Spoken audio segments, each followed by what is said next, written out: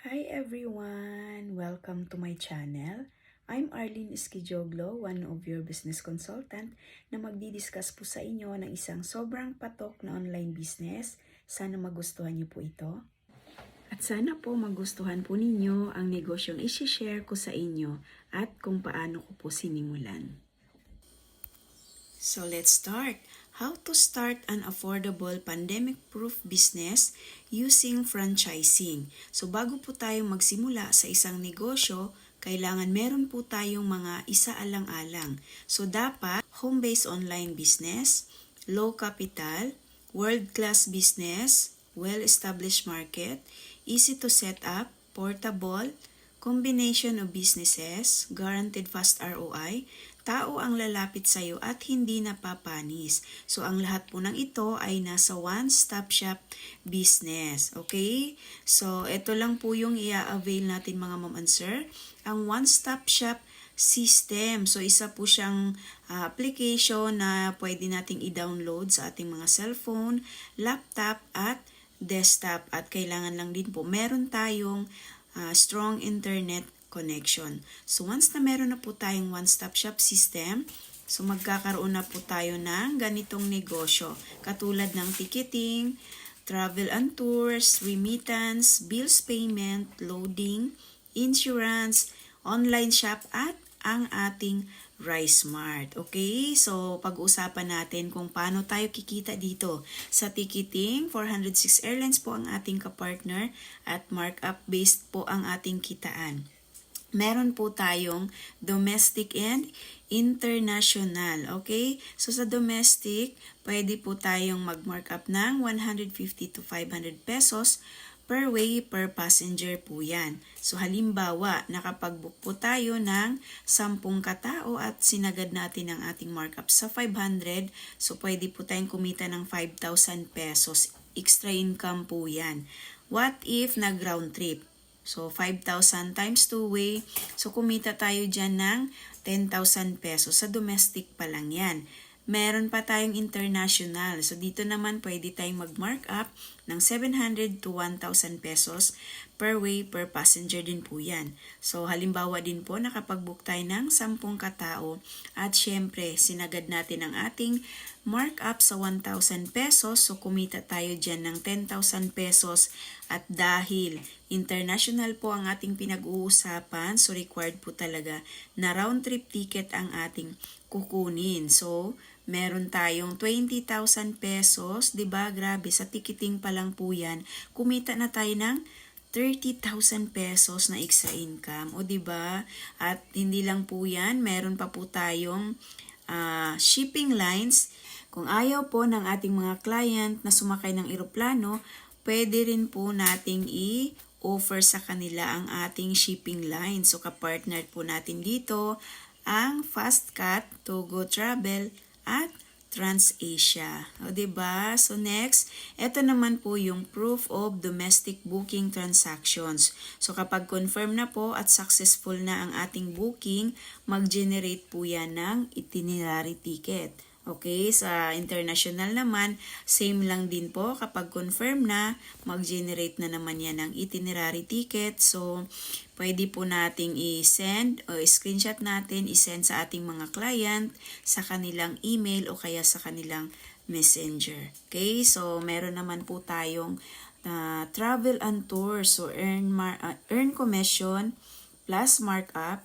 So, pwede nating i-offer ang ating travel and tours sa ating mga client na nagpapabook ng ticket. So, meron po tayong 3 days and 2 nights packages. Local and international po yan. Okay, so next, meron tayong remittance. Diba? Markup based din po ang kitaan natin. At ang kagandahan po nito, kapartner po natin ang malalaking bangko sa Pilipinas. O diba? BPI, BDO, Metrobank, Land Bank, PNB, Security Bank, at syempre, ang Cebuana Wheeler at ang Western Union.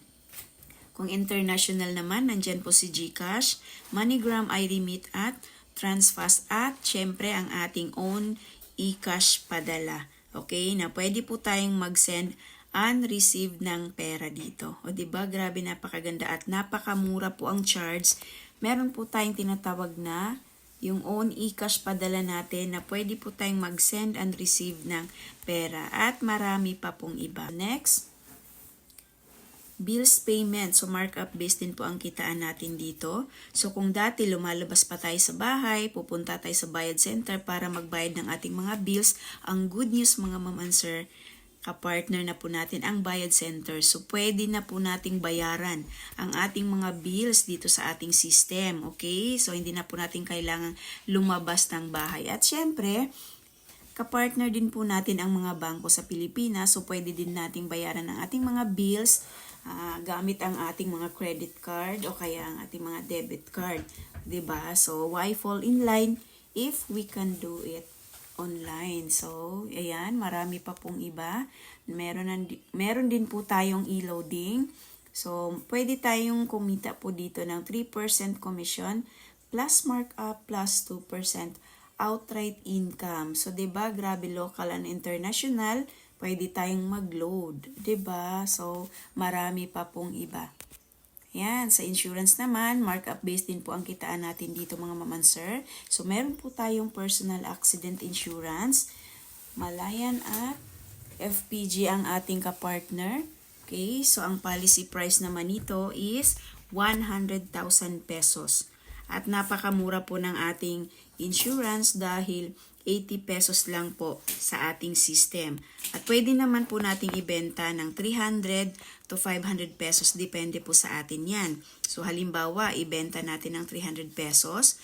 Bawasan ng 80 pesos sa system. Ibig sabihin, pwede tayong kumita ng 220 pesos. Sa isang insurance pa lang yan.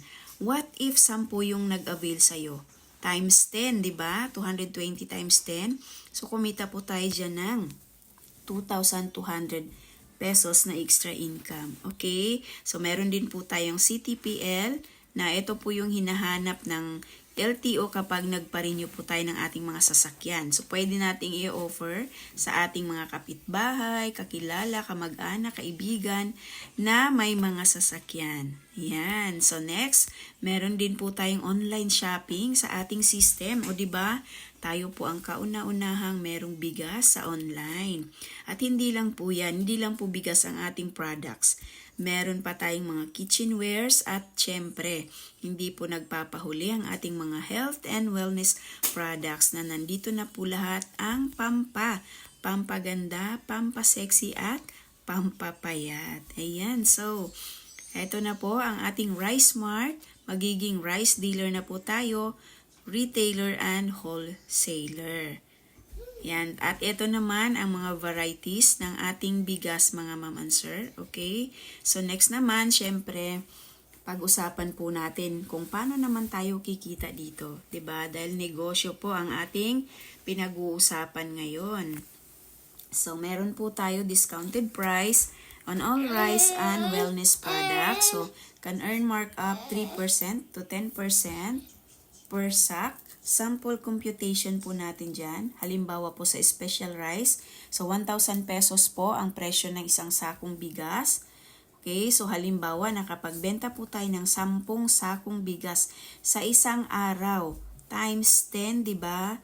1,000 times 10. So, pwede tayong kumita ng 10,000 pesos times 10% na markup. So, 1,000 pesos per day times 30 days. O, di ba? Sa isang buwan, kumita tayo dyan ng 30,000 pesos, di ba? Grabe, sobrang laki po mga ma'am and sir. Ayan, so dito naman, ito yung mga branches ng ating Rice Mart, yung mga business partners po natin na nag-avail ng Rice Mart. At marami pa po yung iba mga ma'am and sir, hindi lang po yan nagkasya dito sa ating screen. At dumami na po ng dumami ang nag-franchise talaga ng ating Rice Mart. Okay, so ito naman, yung mga franchisee ng ating bigas, so 'di ba? Kadalasan po mga OFW talaga at marami pa pong iba 'yan. Siyempre, Global Rice Mart Package, so GoCab operator rates, magkakaroon na po tayo dito ng GoCab. So, meron po tayong 10% na commission galing po sa ating mga drivers. Okay, so residual income from products and services. So, i-cater ko po yan mamaya. Okay, so Global Rice Mart Package. So once na mag-avail na po tayo ng Rice Mart, magkakaroon po tayo ng freebies. So 3 sako ng bigas. Meron din po tayong scooper at tarpaulin. 2 po ang tarpaulin natin dyan sa Rice Mart at saka sa services. Okay, sa ticketing. Then meron din po tayong eco bag, tarpaulin and flyer. Okay, at syempre ang ating wellness products na worth 10,000 pesos. Previous lang po yan mga ma'am answer. Okay, at syempre meron din po tayong other inclusions. 110k Malayan Insurance, 24/7 technical support. Meron po tayong sariling IT. 30% discount on all tangible products. At syempre, magkano po ba ang puhunan sa ating Rice Mart, sa ating Global Rice Mart Package? So, nagkakahalaga lang po siya ng 18,998 pesos. So, round off na lang po natin sa 19,000. Okay, so once na mag-avail po tayo ng Global Rice Mart Package sa halagang 18,998, so sabi ko kanina, yung ating previous, di ba, magkakaroon tayo ng previous na 3 sakong bigas, scooper, tarpaulin, eco bag, at saka flyer, at syempre yung ating wellness products na worth 10,000 pesos, at ang syempre ang ating inclusions, di ba, at ang lifetime na business po natin, syempre nakakasama po yan. Ito yung ating Rice Mart, bills payment, remittance, loading, e-insurance, airline ticketing, travel and tours, at ang ating online shopping. Okay? So, ayan, how to become a franchise consultant naman. So, syempre, di ba, pwede po nating i-share ang ating negosyo. Di ba? Mas maganda po yung na-i-share natin ang business dahil magiging channel of blessing po tayo sa iba na habang kumikita tayo, nakakatulong din po tayo sa iba. So, halimbawa po merong magkagusto sa ating negosyo na kaibigan natin. Okay? Mag-avail din po sila ng 18,998. So, ibig sabihin po, bibigyan ka po ng company ng 1,000 pesos na finder's fee. At unlimited po yan. Refer as many as you can. Okay? So, ayan, dito na po yung sinasabi ko kanina na i-discuss ko ang residual income from products and services. So, diba, 2 klase lang ang income sa mundo, active at passive. So, as active income, diba, yung mga empleyado, pag pumasok, syempre may time in, may sahod. Pag walang time in, walang sahod. In short, no work, no pay. Pero dito sa negosyo natin, meron po tayong tinatawag na passive income or early pension na pwede kang kumita kahit wala kang ginagawa. O diba? So, ayan. So, passive income or early pension na pwede kang kumita kahit wala kang ginagawa. O gusto nyo rin po ba? So, ito po yun. Halimbawa po, gagawin lang po natin ang business 3 to 5 years from now. So, halimbawa, ikaw yan si you. Diba? At sinishare po natin ang business Luzon, Visayas, and Mindanao, even abroad. Dahil worldwide po ang ating negosyo. So, after 3 years or 5 years, so dadami po ang ating mga business partners under po sa organization natin. At meron po yan silang mga sarili nilang system at naturuan na rin po yan sila. At pag nag-transact po sila, nag-book ng ticket, hindi na po yan sila nagpapaalam dahil alam na po nila kung paano mag-book ng ticket or mag-transact ng services. O diba? So, kada book po nila ng domestic tickets, okay, so mag-book po sila ng domestic, kumita sila dyan ng 500 pesos. Syempre tayo, kahit wala tayong ginawa, may residual income po tayo na 10 pesos dyan sa domestic. Okay, so 500 pesos ang income nila, tayo na walang ginagawa. May papasok po na pa 10 pesos po sa ating system. Okay, sa international naman, kada book po nila ng international, syempre kumita po sila dyan ng tig 1,000 pesos. Tayo naman na walang ginawa, meron din po tayong pa 25 pesos dyan na umaakyat po sa ating system at hindi po natin alam sino po ang nag-book at kailan po sila nag-book. Okay, so ganyan po ang kagandahan mga ma'am and sir. Sa remittance naman, syempre, kada transact po nila ng remittance natin, meron din po tayong papiso-piso na umaakyat po sa ating system at depende po yan sa pera padala. Ayan, so grabe napakaganda 'di ba na hindi po tayo ang nag-transact pero kumikita din po tayo. At halimbawa nakapagbenta naman ng insurance ang ating mga business partners. Ayan. So, kumita po sila syempre at tayo naman na walang ginawa another pa piso-piso po ang umaakyat sa ating system. 'Di ba? So, meron pa tayong bills payment. Sample na lang natin. Tayo na lang ang magbabayad ng bills natin sa ating system. Bawat bahay, meron pong 3 bills, tama? So, ibig sabihin, pwede tayong kumita dyan ng 1.50 cents na residual income. Tayo pa lang yan ang nagbayad ng bills. O, diba? So, halimbawa yung mga kapitbahay natin, sa'yo na rin po magbayad, diba? So, ang laki po talaga ng kitaan at ang daming kitaan po dito mga mamansir. Okay? So, ayan. So, halimbawa po, ipagpalagay na lang po natin na nakapag-book po ang ating mga business partners ng 100 ka domestic tickets times 10 pesos, so pwede tayong kumita dyan na residual income na 1,000 pesos. Not bad mga ma'am and sir, dahil hindi po tayo ang nag-transact, hindi tayo ang nag-book ng ticket, wala tayong ginawa, pero meron tayong residual income na natanggap. At syempre, pag nagbenta naman sila ng bigas, another piso-piso naman ang ating residual income dyan. O diba grabe ang daming kitaan mga maman sir. At ito na po yung sinabi ko na kumikita ka kahit wala kang ginagawa. Passive income or early pension. Dito naman sa early pension natin, di ba? Kung tayo po ay empleyado, so kailangan hintayin pa po natin na ang 60 years old. So ang tanong, aabot ba talaga tayo ng 60 years old, di ba? So, ipagpalagay na lang natin na makaabot tayo ng 60 years old. So, may enjoy pa ba natin ang ating pensyon? O baka kulang pa yan sa maintenance, tama? Pero dito sa negosyo natin, kung ilang taon ka ngayon, dagdagan lang po natin yan ng 5 years. So, may enjoy na po natin ang passive income or early pension. Ayan. So, diba grabe napakaganda. At next naman, ito naman ang inheritance income. O diba? Pwede nating ipamana ang ating negosyo sa first degree of our family. Username at password lang po yung ibibigay natin sa ating asawa, sa ating anak na lalaki at anak na babae. Pwede na nilang ipagpatuloy ang ating negosyo pag dumating na yung time na hindi na natin kayang trabahuin ang ating business. Diba? So, features of the system, one-time payment or one-time investment, lifetime business, no quota, no cash band, no renewal, no expiration, no maintaining balance required, at pwede ipamana sa mga mahal sa buhay. So what to do next?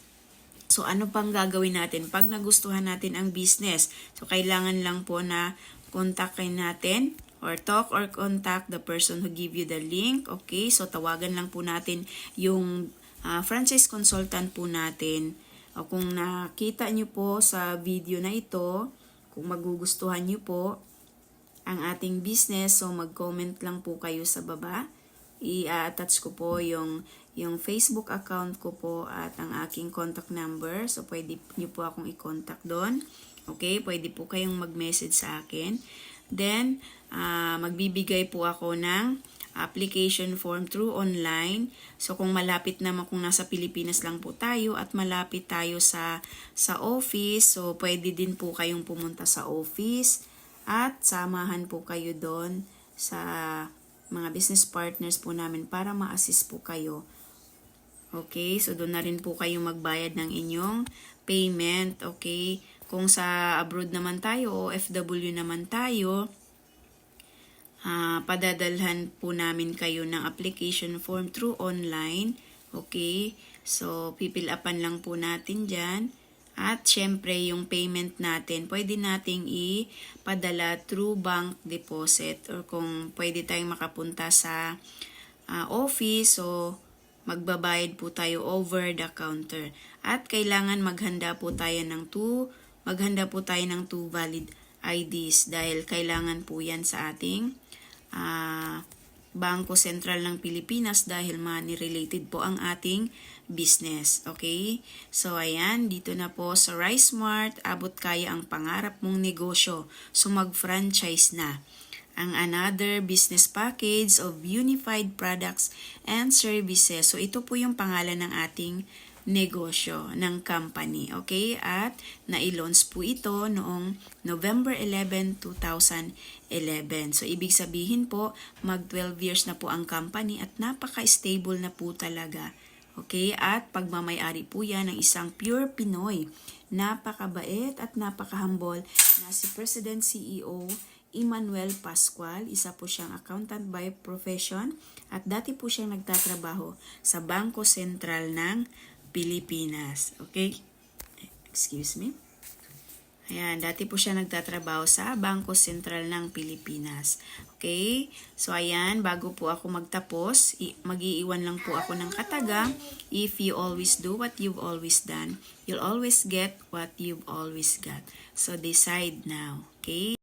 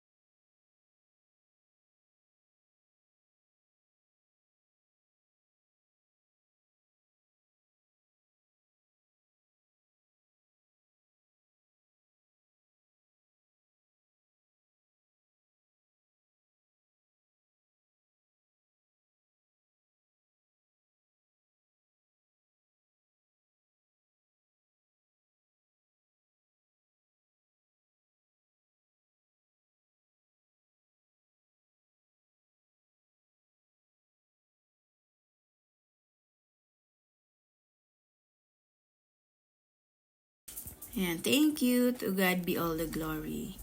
Thank you for watching.